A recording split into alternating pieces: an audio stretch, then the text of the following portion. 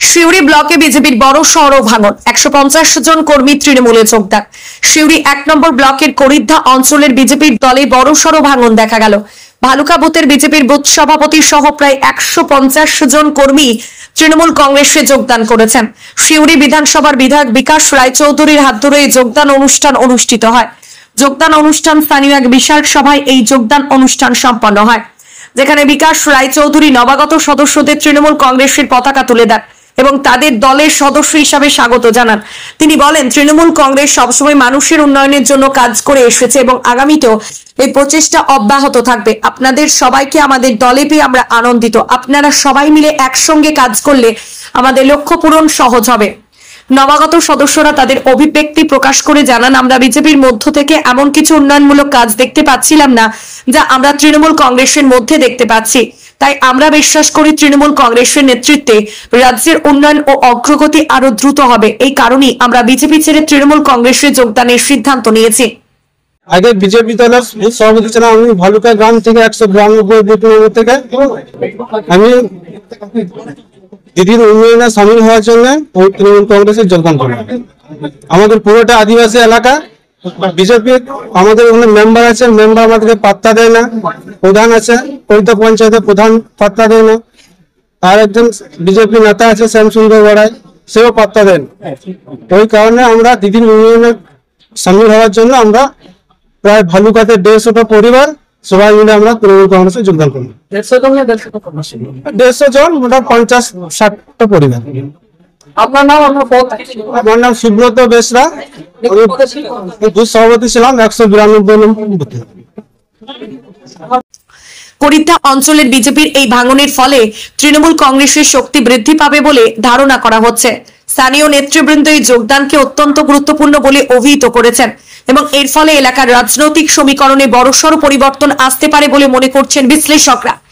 স্থানীয় পর্যবেক্ষকরা মনে করছেন এই যোগদানের ফলে তৃণমূল কংগ্রেস করিদ্ধা অঞ্চলে আরো শক্তিশালী অবস্থানে থাকবে এবং এলাকার উন্নয়নমূলক কাজে গতি আসবে।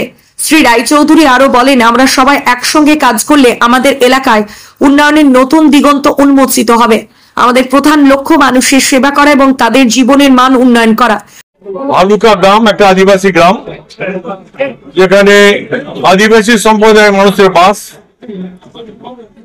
বিগত দিনে আদিবাসী ওই গ্রামের বেশ কিছু মানুষ তারা বিজেপি দলে যোগদান করেছিল এবং বিজেপির সঙ্গে তারা মনে অনেক আশা ভরসা নিয়ে তারা কাজ করার মানসিকতা তৈরি করেছিল। কিন্তু বিজেপি সেই জায়গায় তাদের সেই আদিবাসী সম্প্রদায়ের মানুষের সঙ্গে ভালো সৎ ব্যবহার করেনি, সুখে দুঃখে পাশে থাকেনি। এবং আজকে তৃণমূল কংগ্রেস মমতা ব্যানার্জি তার যে বীরভূম শুধু নয়, সারা বাংলায় যেভাবে উন্নয়ন, আজকে এরা এই যে সুপথ আছে, আদিবাসী সম্প্রদায়ের মানুষ হলো শিক্ষিত ছেলে, এরা ভাবনা চিন্তা করেছে। অনেকদিন আগে আমাদের অফার দিয়েছিল যে আমরা তৃণমূল কংগ্রেসে যোগদান করতে চাই, আমাদেরকে সুযোগ দিন। আমরা বলেছিলাম সঠিক সময় আপনাদের সুযোগ দেবো। আজকে শুভ দিন, বাংলার বুকে 4টি উপনির্বাচনে তৃণমূল কংগ্রেস বিপুল ভোটে জয়যুক্ত করেছে। সেই দিনেও আবার করিদ্ধা অঞ্চল সিউড়ি 1 নম্বর ব্লকে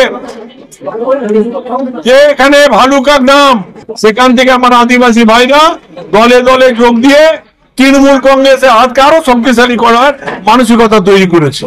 তৃণমূল কংগ্রেসের সদস্যরা নবাগত সদস্যদের বিভিন্ন দিক নির্দেশনা দেন এবং তাদেরকে দলের মূল নীতিগুলি বুঝিয়ে দেন।